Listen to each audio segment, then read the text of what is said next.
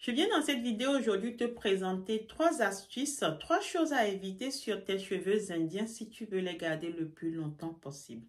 Je discutais avec une cliente l'autre jour, elle a regardé une vidéo à moi qui a circulé sur TikTok et elle m'a dit, mais quand je t'entendais parler, j'avais l'impression, en fait, je me suis dit, mais comment elle fait? Comment elle a fait pour savoir ça? Comment elle a fait pour avoir pointé du doigt cette anomalie dans notre métier? Je précise que la cliente qui me parlait comme ça, c'est une coiffeuse. Alors, j'ai décidé du coup de venir partager largement ces 3 choses à éviter absolument sur tes cheveux indiens si tu veux les garder le plus longtemps possible. Si c'est un sujet qui peut t'intéresser, je t'invite à rester en ligne. À tout de suite.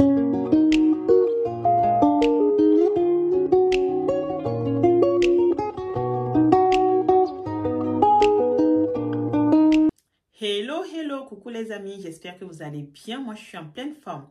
Si tu me découvres dans cette vidéo, mon nom est Boost et si je suis entrepreneuse, je te vends sur mon site internet www.senoe.com des cheveux indiens, de vrais horaires pour te sublimer.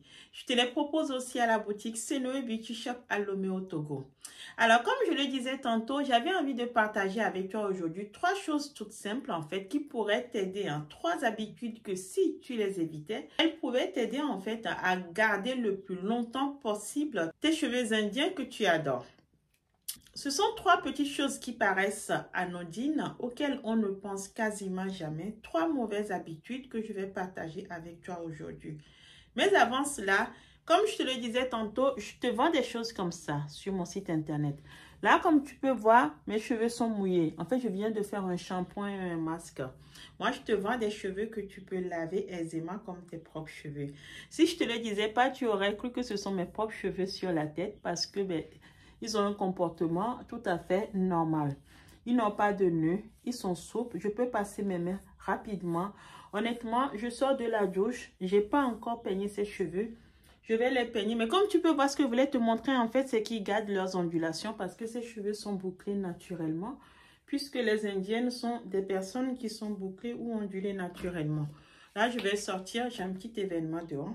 Donc, avant de te faire la vidéo, j'avais envie de te montrer ma tête.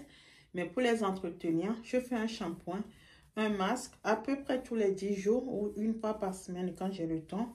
Et là, tu vas voir, je mets une petite émulsion dedans.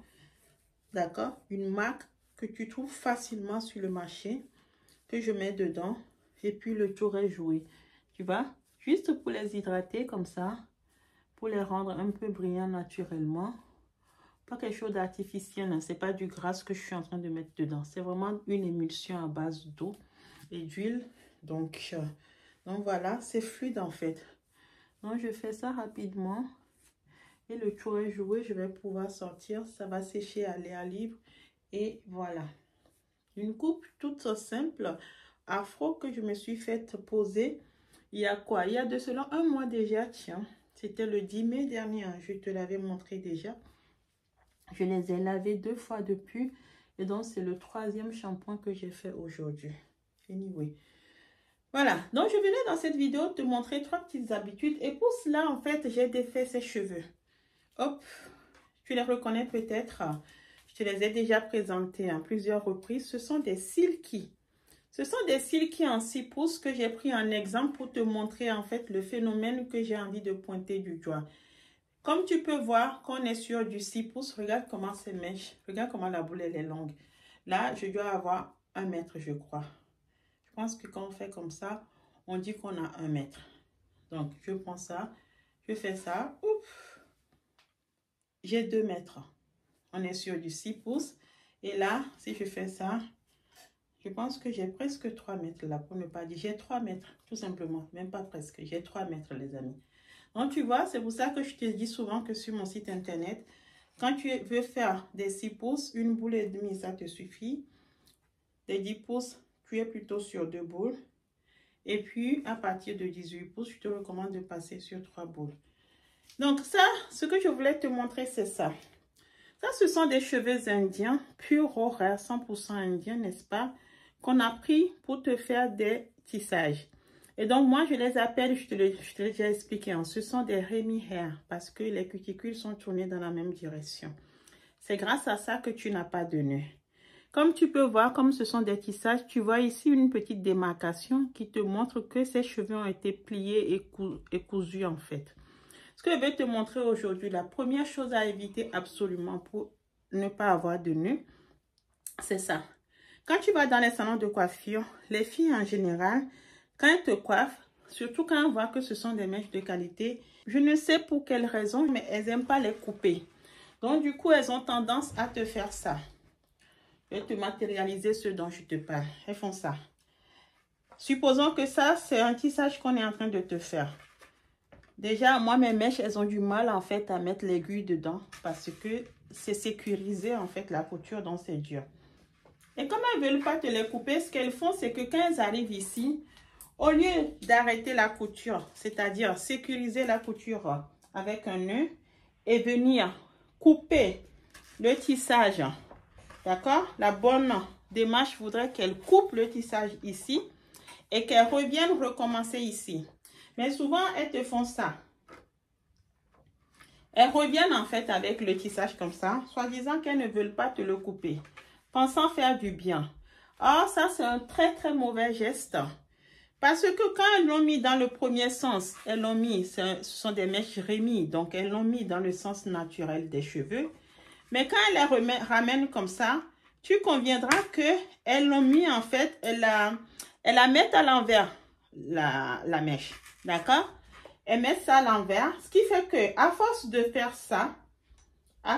faire ça, retourner, revenir, faire toute ta tête comme ça, en fait, elles ont eu le temps de t'emmêler ta mèche.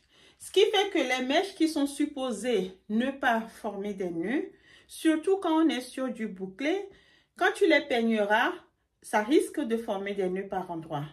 Parce qu'elles ont en fait mélangé le sens des cheveux.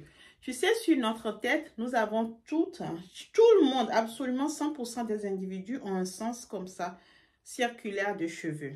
Quand l'indienne va donner ses cheveux, comme on lui fait la boule à zéro et que ses cheveux sont attachés avant qu'on lui enlève la boule à zéro, ses cheveux gardent le même sens. Quand on va les coudre, on les coud dans le même sens. Mais quand ta coiffeuse, elle vient, elle fait un coup comme ça, elle revient, elle fait ça, elle fait ça, elle fait ça. En fait, elle te mélange la mèche. Du coup, les mèches qui étaient bien alignées au début deviennent donc des mèches en fait désordonnées et peuvent provoquer des nœuds, quand bien même au départ, elles n'étaient pas censées provoquer des nœuds. Certaines mèches chinoises, on a beau faire ça, ça ne donne jamais de nœuds. Pourquoi? Tout simplement parce qu'on a enlevé les cuticules dans ses cheveux. Je t'ai déjà expliqué, si tu n'as pas encore regardé cette vidéo, je t'invite à aller faire un tour sur cette vidéo. C'est que les mèches chinoises, on prend des mèches qui sont non rémies, on les trempe dans des bains d'acide et on les sort pour te fabriquer des tissages. À partir de ce moment, comme on a neutralisé les cuticules, tu as beau les retourner dans n'importe quel sens, tu n'auras peut-être pas de nœuds parce qu'il n'y a plus de cuticules. Et puis d'autres formeront des nœuds si jamais ils sont non rémis, mais ils n'ont pas été trempés dans des bains d'acide. Effectivement, eux, ils formeront rapidement de nœuds. Là, on est sur des mèches qui n'ont ni été traitées chimiquement, ni été mis dans les bains d'acide, qui ne sont pas des mèches non rémies, qui sont plutôt des mèches rémies, donc dans un sens bien défini. Donc, tu conviendras que si on te le mélange n'importe comment, ben, on les abîme et du coup, tu pourras te retrouver avec des nœuds. Donc, ça, c'est vraiment la première habitude à proscrire. Quand tu vas dans un salon de coiffure et que la fille, elle commence à te faire ça dans tous les sens comme ça, arrête là. Dis-lui non, tu préfères qu'elle te coupe tes mèches, que ça n'abîme pas tes mèches. Au contraire, ça te permet de les garder dans un sens bien défini, puisque tu as la couture qui te permet de reconnaître le bon sens. Comme ça, tes mèches ne formeront pas de nœuds et comme c'est toujours ta tête, la fois d'après, tu pourras les reprendre et les refaire comme tu veux. Voilà la première astuce. La deuxième chose à éviter pour garder tes mèches le plus longtemps possible, c'est ce geste. Ce geste qui voudrait que quand tu ramènes tes boules dans un salon de coiffure, regarde comment ces mèches sont belles. On est sur de vrais cheveux humains. C'est ce geste qui voudrait que quand tu ramènes ta boule dans un salon de coiffure, la fille, sans te poser aucune question, elle prend sa lame comme ça, et puis elle vient, elle l'ouvre. Elle a envie juste de le couper en deux. Je te cache pas, c'est difficile de faire ça sur mes mèches, tu vois. parce que mes mèches sont sécurisées au bout avec de la colle. Du coup, tu ne peux pas les séparer. Tu vas les couper en deux si tu veux, mais tu ne peux pas les diviser. Ça sera les abîmer.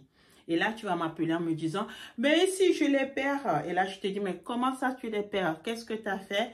Et quand en creusant, je découvre que ta coiffeuse, en fait, elle a voulu les séparer. Elle n'a pas réussi. Du coup, comme elle a été abîmée, la couture, mais bien évidemment, ce n'est plus sécurisé. Quand tu te peignes, tu les perds. Donc voilà, évite quand elles prennent la lame comme ça, elles veulent faire ça. Soi-disant, elles veulent dédoubler la mèche. Dis-leur, non, tu ne veux pas. Tu préfères qu'elles te les gardent intactes. Et n'hésite pas à leur expliquer que c'est parce que ces mèches sont sécurisées pour que tu ne les perdes pas, pour que tu puisses les garder le plus longtemps possible. Voilà. Et puis la dernière habitude à éviter, si tu veux les garder le plus longtemps possible. Et là, je m'adresse vraiment à ma clientèle blanche et puis à certaines aussi de couleurs qui préfèrent des cheveux colorés. En fait, quand vous colorez vos cheveux, vous les abîmez. Je m'explique. C'est comme nos propres cheveux. Quand vous les manipulez, en fait, vous faites ce qu'on appelle de la sensibilisation. Donc, une coloration sur les cheveux, c'est une sensibilisation. C'est comme un défrisant parce que ce sont des produits chimiques pour la plupart. Je ne parle pas de coloration au henné ou autre chose. Je parle vraiment de coloration qui va permettre d'obtenir un roux bizarre, un blond bizarre ou encore un acajou bizarre. Peu importe, c'est très joli à voir. Mais on va quelque part décolorer les cheveux pour les recolorer. Donc, on les fragilise. Faire de temps en temps, ce n'est pas grave puisqu'on est sur de vrais cheveux humains. Mais si vous vous amusez à colorer et décolorer vos cheveux tous les mois, voire tous les 2 mois, quand moi je vous les vends en vous disant que vous les garderez à vie, parce que c'est vraiment ça ma promesse, hein, on est sur de cheveux humains.